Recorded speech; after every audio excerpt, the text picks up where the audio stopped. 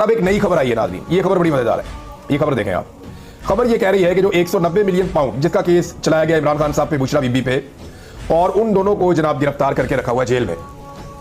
अच्छा, जेल में उन्हें गिरफ्तार किया हुआ है कि उन्होंने 190 मिलियन पाउंड की करप्शन की है। अलकादर यूनिवर्सिटी वाला जो केस है, वो यूनिवर्सिटी भी बनी हुई है, वहां पे बच्चे भी पढ़ रहे हैं। दूसरी तरफ कहते हैं कि 190 मिलियन पाउंड कौम का इमरान खान ने लूट लिया अपनी बीवी के साथ मिलकर, ये कहते हैं। अब बजाय इसके कि वो पैसा इमरान खान साहब से बरामद करते हो, पता चला ये पैसा तो पड़ा हुआ है हुकूमत के पास ही।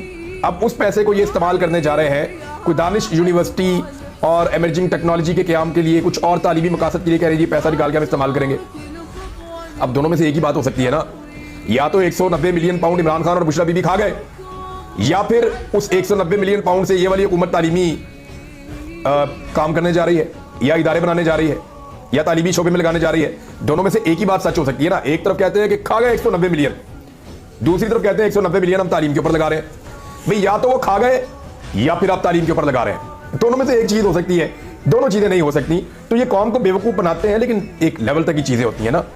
अब बेवकूफ बनाने के लिए जो टिकटॉकर हैं, उन्होंने कोशिश की जनाब अस्पताल में जाके हीरोगिरी करने की, और वहां पे जनाब मैं शुक्र करें आपको अरेस्ट नहीं करवा रही। क्यों जी, आप कैसे अरेस्ट करवा सकती हैं किसी को गैर कानूनी तौर पे? वैसे करवा तो आप सकती हैं, बेशुमार लोगों पे आपने पर्चे करवाए, आपके वालिद गिरामी ने बेशुमार उनके दौर में हुए पर्चे, शहबाज शरीफ साहब के दौर में बेशुमार लोगों के ऊपर पर्चे हुए, तो पर्चे करवाना तो पुराना वतीरा है। अभी एक और इंकशाफ हुआ है कि किस तरह नजम सेठी साहब के ऊपर दहशतगर्दी का मुकदमा नवाज शरीफ साहब ने खुद करवाया था, हाल ही में इंकशाफ हुआ है ना। वैसे खबर तो बहुत पुरानी है, लेकिन बार बार ये चीजें सामने आती हैं। तो ये पर्चे करवाने का बड़ा पुराना तरीकाकार है, बंदे उठवा लो, गिरफ्तार करवा लो, अगवा करवा लो। वो बेचारा ज़ईम लगारी उसने खबर दी, उसको उठवा दिया एजेंसियों से, और ISI उसको उठाकर ले जाकर उसको सेल में डाल दिया।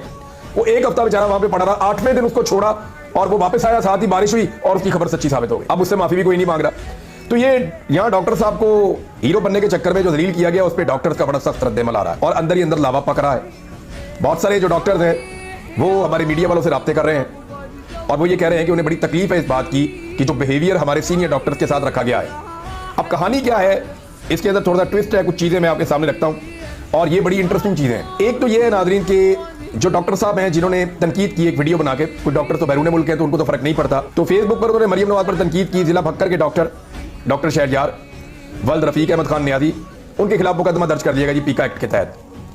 अच्छा, डॉक्टर साहब ने क्या कहा, देखें। डॉक्टर साहब कह रहे हैं मरियम नवाज साहब को उस्तानी, और वो ये तनकीद कर रहे हैं डॉक्टरों के ऊपर कि जनाब आप क्यों जो है वो डरे रहते हैं।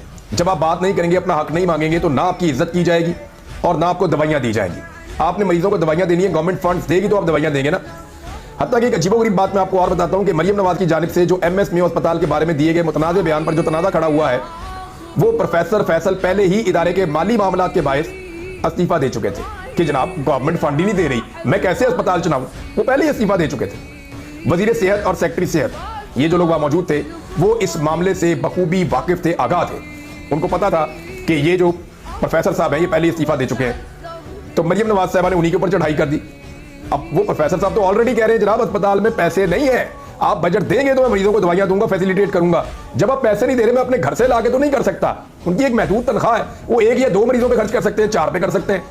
पैसा तो गवर्नमेंट ने देना है और MS ने खर्च करना है। वो MS पहले ही रिजाइन कर चुका था, ये भी खबर आ गई है। और हैरत की बात आपको बताता हूं कि डॉक्टर शहरयार जिन्होंने इसके ऊपर अफसोस का इजहार किया, जिन्होंने कहा कि जनाब उस्तानी की तरह आपका साथ ट्रीट किया गया है, आप लोगों की हालत जो है डॉक्टर्स की, वो उन पोल्ट्री मुर्गियों की तरह है कि जिनमें से किसी एक को पकड़ा जाता है, बाकी साइड पे हो जाती हैं और अपनी अपनी बारी बारी ज़िबा होने का इंतजार करती हैं। तो ये मैं डॉक्टर साहिबान को कहना चाहता हूँ, हमारे मीडिया के साथ भी यही हुआ है। मैंने 2023 में अपने मीडिया के साथियों को कहा था कि मैंने अपने हिस्से की बहुत मार खाई है, बार बार गिरफ्तार हुआ हूँ।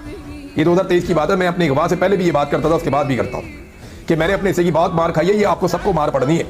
आज भी इकट्ठे हो जाओ और इकट्ठे होकर इस फस्तायत का मुकाबला करो। मैं हमेशा सहाफियों को कहता हूं कि जुल्म और जबर के खिलाफ आप खड़े हो जाए, आज़ादी इज़हार राय का तहफ़्फ़ुज़ कीजिए, एक दूसरे से इख्तलाफात ज़रूर रखिए, लेकिन इख्तलाफात के बावजूद एक दूसरे के बोलने के हक की निगरानी करें, यानी एक दूसरे के बोलने के हक का तहफ़्फ़ुज़ करें और मिलकर करें।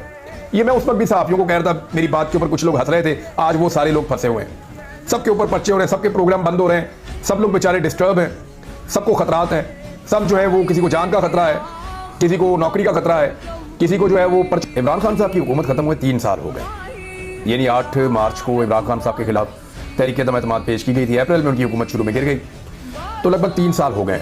3 साल के बाद भी अगर आज आप वफाकी वज़रा की बात सुने, नवाज शरीफ की बात सुने, शहबाज शरीफ की बात सुने, मरियम की, बिलावल की, किसी की भी आप बात सुने, तो तो वो इमरान खान का नाम लेकर रोते रहते हैं। आप तमाम आदाद शुमार उठाएं और जितने भी आंकड़े आप इकट्ठे करें तो आपको पता चलता है कि इमरान खान का दौर मौजूदा दौर से बेहतर था।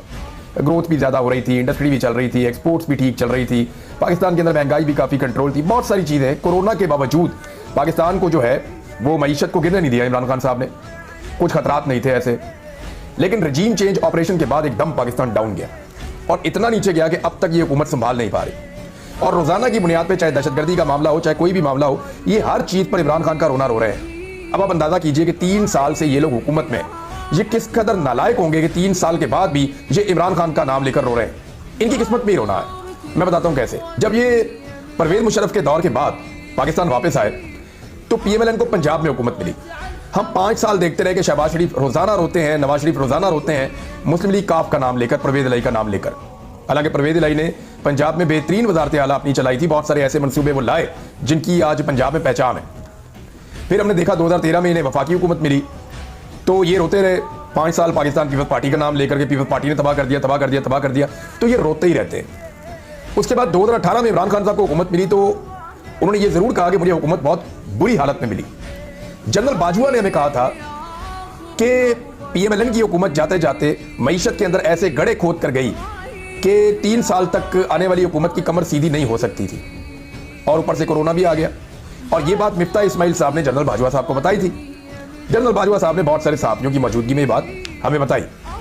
अब हुआ ये कि इमरान खान साहब इक़्तिदार में आए, बजाय रोने धोने के उन्होंने काम शुरू किया। उन्हें बहुत मुश्किलात का सामना करना पड़ा, उन पर बहुत तनकीद हुई पहले ही साल में, लेकिन दूसरे साल से उन्होंने मईशत संभाल ली। फिर कोरोना के बावजूद उन्होंने मईशत को उठाया और 2021 में वो अच्छा परफॉर्म कर रहे थे और 2022 में बहुत अच्छी मईशत, दहशतगर्दी के मामला हो या जो कुछ भी मुल्क के अंदर हो रहा था, सब कुछ पहले से बहुत बेहतर छोड़कर गए इमरान खान साहब। उसके बाद जनाब दहशतगर्दों को पाकिस्तान में लाया गया और ये फार्मूला था जनरल बाजवा का। इस हवाले से बहुत सारे गवाह मौजूद हैं कि जनरल बाजवा चाहते थे कि अफगानिस्तान से जो लोग पाकिस्तान से चले गए हैं ऑपरेशंस के नतीजे में, जो अस्करियत पसंद है, उन्हें वापस लाया जाए, पाकिस्तान में बसाया जाए। इमरान खान साहब को उन्होंने कुछ हद तक कायल किया, लेकिन इमरान खान साहब ने कहा कि ठीक है, ये अगर हम करेंगे तो ये पार्लियामेंट इसके ऊपर फैसला करेगी, हम ओपन डिबेट कराते हैं, इसके ऊपर बात करते हैं, ये बड़ा हसास मामला है। उन लोगों को लाकर अगर बसाना है तो ठीक है, मिलकर इसको काम कर लेते हैं, लेकिन पार्लियामेंट इसके ऊपर बात करेगी। इमरान खान साहब की पार्टी में इसके ऊपर इख्तलाफ हो गया, फिर इमरान खान साहब की हुकूमत गिरा दी गई। अब पाकिस्तान तहरीक इंसाफ के लोग ये कहना शुरू हो गए कि दहशतगर्दों को पाकिस्तान बिल्कुल नहीं लेकर आना। इसके लिए जो सबसे ज्यादा आवाज उठाई थी वो एक तो उठाई थी मुराद सईद साहब ने, एक अली जैदी साहब भी इसके खिलाफ आवाज उठाते थे, फवाद चौधरी साहब भी इसके खिलाफ आवाज उठाते थे, और शीरी मजारी साहब भी इसके ऊपर बहुत आवाज उठाती थी, मुझे अच्छी तरह याद है। तो इन लोगों ने बार बार कहा कि दहशतगर्दों को पाकिस्तान में लाकर ना बसाया जाए, लेकिन ये फॉर्मूला अपनाया गया, दहशतगर्दों को आने दिया गया। खैबर पख्तूनख्वा की उस वक्त की जो हुकूमत थी महमूद खान की, उन्होंने कुछ हद तक रेजिस्ट किया, लेकिन बदस्तूर दहशतगर्द पाकिस्तान में आना शुरू हो गए पॉलिसी के तहत। मालाकंड और दीर के लोगों ने दबाव डालकर दहशतगर्दों को वापस भिजवाया, लेकिन जो साउथ के इलाके हैं वहां पे दहशतगर्द आ गए और उन्होंने जड़ें पकड़ दी, और अब उसका नतीजा हम भुगत रहे हैं। तो ये जब भी इक़्तिदार में आते हैं ना, ये पिछले हुक्मरान की जान को रोते रहते हैं, काम टकेगा नहीं करते, और काम करते हैं तो मेगा प्रोजेक्ट्स लेकर आते हैं, बड़े बड़े प्रोजेक्ट्स, ऐसे प्रोजेक्ट्स जो सजावट के लिए होते हैं, जो यादगार के तौर पे रखे जा सकते हैं। ऐसे प्रोजेक्ट लेकर आते हैं जिससे ह्यूमन अपलिफ्ट नहीं होती, यानी इंसानों की तरक्की नहीं होती, यानी ये ह्यूमन डेवलपमेंट के ऊपर काम नहीं करते, बल्कि मेगा प्रोजेक्ट्स के ऊपर काम करते हैं। उनमें बड़े बड़े कमीशन भी होते हैं, आपको पता है। बहरहाल इनकी किस्मत में रोना है, ये पहले भी रोते रहे, ये अब भी आपको रोते हुए दिखाई दे रहे हैं।